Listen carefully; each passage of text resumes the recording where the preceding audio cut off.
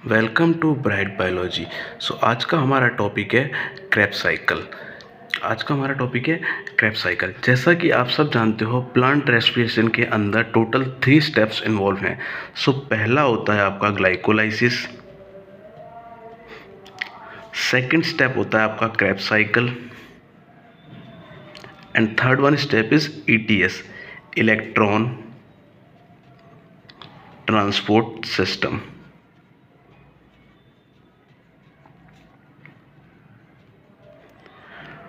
आज का हमारा मेन टॉपिक है क्रेब्स साइकिल।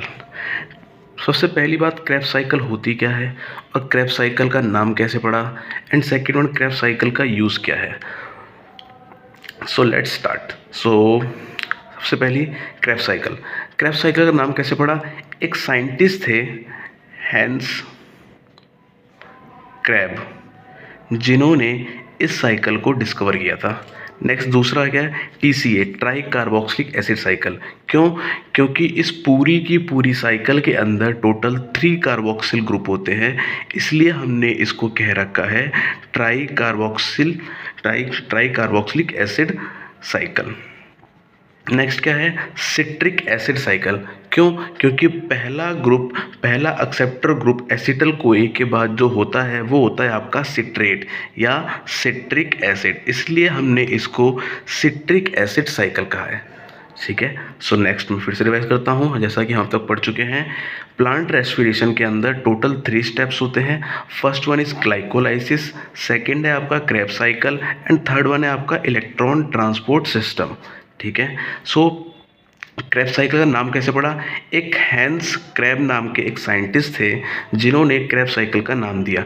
TCA क्या है, इस पूरी की पूरी साइकिल के अंदर टोटल 3 कार्बोक्सिल ग्रुप होते हैं, इसलिए हमने इस साइकिल का नाम ट्राई कार्बोक्सिलिक एसिड साइकिल बोला है। सिट्रिक एसिड साइकिल कैसे पड़ा, क्योंकि एसिटल कोए के बाद जो पहला एक्सेप्टर मॉलिक्यूल होता है उसको हमने क्या बोला है, सिट्रिक एसिड। क्लियर। दूसरी बात, क्रेब्स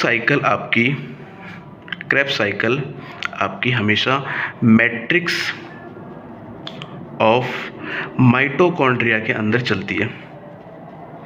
कहाँ चलती है, मैट्रिक्स ऑफ माइटोकॉन्ड्रिया के अंदर। एक one of the most important question होता है ये कि क्रेब्स साइकिल कहाँ चलती है, तो मैट्रिक्स ऑफ माइटोकॉन्ड्रिया के अंदर। आज की हमारी ट्रिक है, ओहो citrate is a simple silly funny molecule. क्या ट्रिक है आज की, ओहो citrate is a simple silly funny molecule. O से हमारा हो जाता है ऑक्सैलो एसीटेट, C से हमारा हो जाता है सिट्रेट, I से हमारा हो जाएगा आइसोसिट्रेट। क्लियर है। A से हमारा हो जाएगा अल्फा कीटोग्लूटारिक एसिड,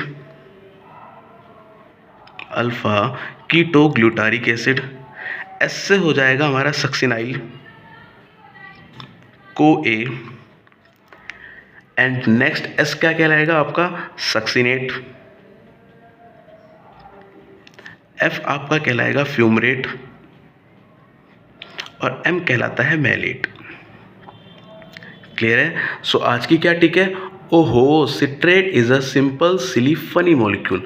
O से क्या हो जाएगा, ऑक्सैलो एसीटेट, C से क्या हो जाएगा, सिट्रेट, I से क्या हो जाएगा, आइसोसिट्रेट एंड A से क्या हो जाएगा आपका अल्फा कीटोग्लूटारिक एसिड, S से क्या हो जाएगा, सक्सिनाइल CoA और S से क्या हो जाएगा, सक्सिनेट, F से फ्यूमरेट एंड M से मैलेट। जैसा कि आप सब जानते हैं, एक ग्लूकोज का मॉलिक्यूल 2 पायरुविक एसिड बनाता है। पायरुविक एसिड के अंदर हमेशा आपको पता है 3 कार्बन होते हैं, बट एसिटल कोए के अंदर कितने, 2 कार्बन होते हैं। तो हमें सबसे पहले क्या करना है, हमें सबसे पहले एक कार्बन को रिलीज करना है। करेंगे क्या, हम इसमें CO2 बना के इसको उड़ा देंगे। तो यहाँ से एक कार्बन की कमी आ गई। क्लियर। नेक्स्ट क्या है, अब हमारी ट्रिक चालू होती है। मैंने क्या बताया था, सिट्रेट की, ओहो citrate is a simple silly funny molecule. O से आ जाएगा आपका ऑक्सैलो एसीटेट, C से आपका हो जाएगा सिट्रेट, I से हो जाएगा आपका आइसोसिट्रेट, A से हो जाएगा आपका alpha ketoglutaric acid, alpha ketoglutaric acid. Next क्या हो जाएगा आपका एस से, क्या हो जाएगा एस से सक्सिनाइल को ए, क्या हो जाएगा एस से आपका सक्सिनाइल को ए।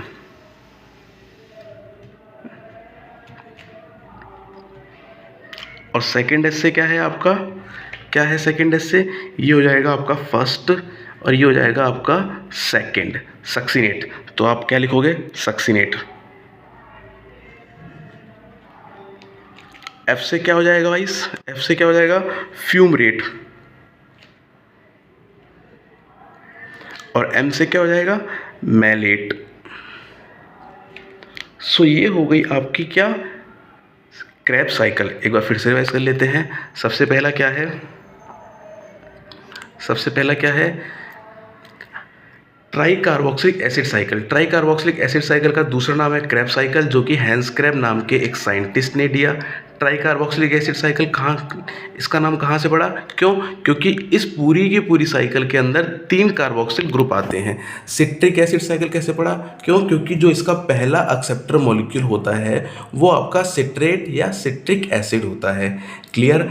क्रेब्स साइकिल चलेगी कहाँ, मैट्रिक्स ऑफ माइटोकॉन्ड्रिया के अंदर क्रेब्स साइकिल चलती है, ठीक है। और टोटल रेस्पिरेशन के कितने स्टेप्स होते हैं प्लांट के अंदर, एक glycolysis, Krebs cycle and electron transport system. तो जैसा कि आपकी ट्रिक है, ओहो citrate is a simple silly funny molecule, ओहो citrate is a simple silly funny molecule, ठीक है। सो O4 आपका हो जाएगा oxaloacetate, C4 citrate, I4 isocitrate, A4 alpha ketoglutaric acid and S4 succinate, ठीक है, F4 fumarate and M4 mallet. सो जैसा कि आप सबको पता है ग्लूकोज साइटोप्लाज्म में जाकर 2 पायरुविक एसिड में ब्रेक डाउन होता है। इस स्टेप को हमने ग्लाइकोलाइसिस बोल रखा है।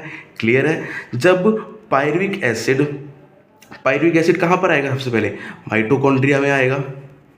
माइटोकॉन्ड्रिया में ये करता क्या है, अपने एक कार्बन को रिमूव कर देगा। कैसे, CO2 की हेल्प से CO2 निकल जाती है। फिर आएगा आपका एसिटल कोए और इसके बाद हमारी ये ट्रिक काम करती है। तो हमारी ट्रिक कुछ ऐसे चलेगी। So oho citrate is a simple silly funny molecule, ओहो citrate is a simple silly funny molecule. So अब हमको ये जानना है कि एक क्रेब साइकिल के दौरान, मतलब एक पायरुविक एसिड जब पूरी की पूरी क्रेब साइकिल को बनाता है तो कितने ATP इवॉल्व होते हैं। क्लियर। तो याद रखना पायरुविक एसिड से एसिटल कोए बनने में एक NADH इवॉल्व होता है। नेक्स्ट आइसोसिट्रेट से अल्फा कीटो ग्लूटारिक एसिड बनने में एक NADH का मॉलिक्यूल इवॉल्व होता है। अल्फा कीटो ग्लूटारिक एसिड से सक्सिनाइल कोए बनने में एक NADH का मॉलिक्यूल इवॉल्व होता है। And next one is malate से ऑक्सैलो एसीटेट बनने में टोटल एक NADH। तो इनडायरेक्टली देखा जाए कि एक क्रेब साइकिल के दौरान आपके टोटल 4 NADH के मॉलिक्यूल बन रहे हैं।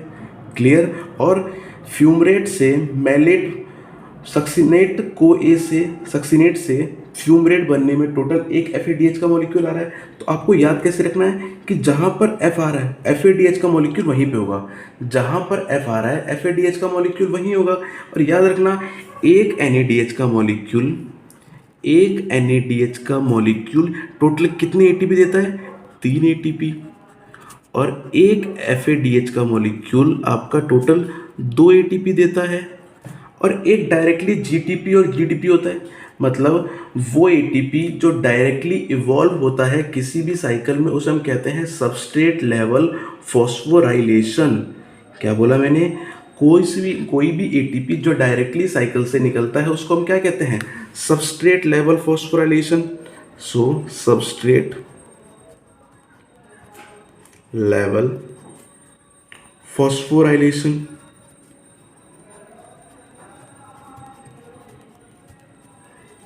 क्लियर है गाइस। तो हो गया क्या, यहाँ से 3, 2 और 4। क्लियर है। तो मैंने क्या कहा था, टोटल 4 NADH के मॉलिक्यूल, तो 4 × 3 आपके टोटल 12 ATP निकल गया। एक FADH कितना बनाता है, 2 बनाता है। तो 2 ATP ये हो गए और एक तो डायरेक्टली निकल रहा था एटीपी, तो यहाँ पर एक और हो गया। क्लियर है? तो टोटल कितने 15 एटीपी निकल गए। क्लियर है? एक क्रेब साइकिल के अंदर कितने एटीपी निकल गए 15, और एक ग्लूकोज में कितनी क्रेब साइकिल बनेंगी 2, तो 15 इंटू में 2 टोटल 30 एटीपी। तो इनडायरेक्टली हम कह सकते हैं कि एक क्रेब साइकिल से आपके टोटल 30 एटीपी इवॉल्व होते हैं। क्लियर है गाइस? पक्का? Thank you.